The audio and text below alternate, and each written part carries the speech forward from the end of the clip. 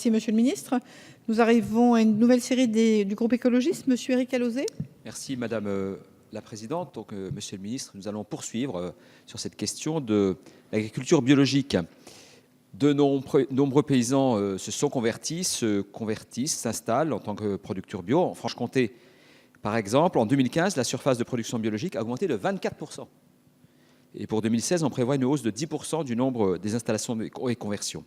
Alors le plan Ambition Bio 2017 n'avait, semble-t-il, pas pu prévoir la vague de conversion et d'installation qui traduit son succès et dépassé par celle-ci. Les financements prévus pour la période 2015-2020 s'avèrent évidemment insuffisants, tant pour les agriculteurs, mais je veux insister aussi pour les indispensables accompagnements organisés par les structures dédiées. Ces crédits sont en effet déjà épuisés dans certaines régions et d'autres régions se sont vues contraintes de réduire les aides accordées. Alors, si à l'occasion du débat public organisé par la Fédération nationale de l'agriculture biologique le 5 avril, votre représentant a affirmé que la modulation des aides était prévue avant le lancement du plan, mais que le gouvernement travaillait actuellement avec les régions afin de trouver des solutions, je m'interroge. Comment les agriculteurs pourront-ils tenir leurs engagements contractuels et les dépenses afférentes si les aides sont réduites? Face à la crise environnementale, sanitaire et de l'économie agricole, on ne peut rester dans la demi-mesure.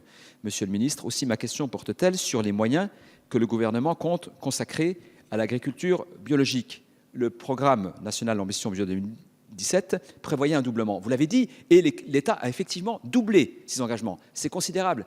Mais et souvent, quand on dit un augmente de 2, 3, 10%, 15%, ça paraît énorme. Là, 100%, c'est colossal.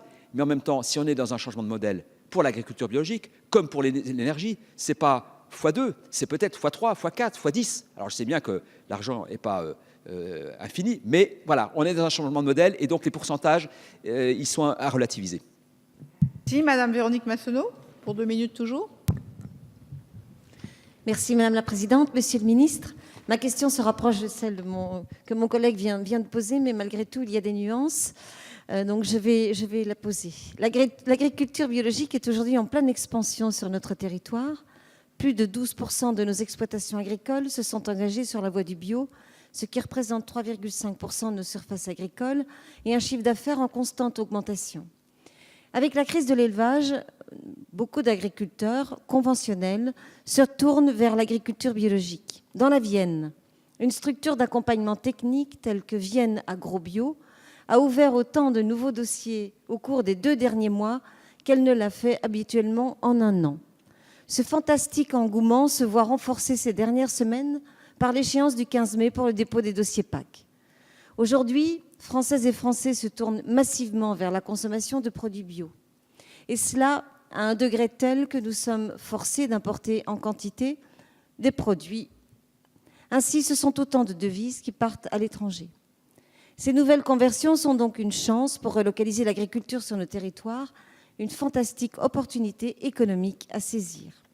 Cependant, tous ceux qui ont effectué ce passage d'un modèle agricole à un autre sont d'accord pour le dire. C'est une remise en cause profonde de leur technique qui nécessite un accompagnement sur le court et le long terme. C'est en effet la condition pour assurer l'efficience de leurs pratiques d'une part et garantir leurs revenus d'autre part.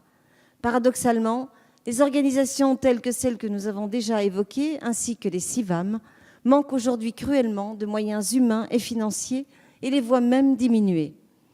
Alors que déjà un mouvement similaire émerge dans d'autres secteurs agricoles, parmi les céréaliers notamment, Monsieur le Ministre, quels nouveaux moyens comptez-vous mettre à disposition de ces organisations d'accompagnement technique? Je vous remercie. Merci, Madame. Monsieur le Ministre, pour la réponse à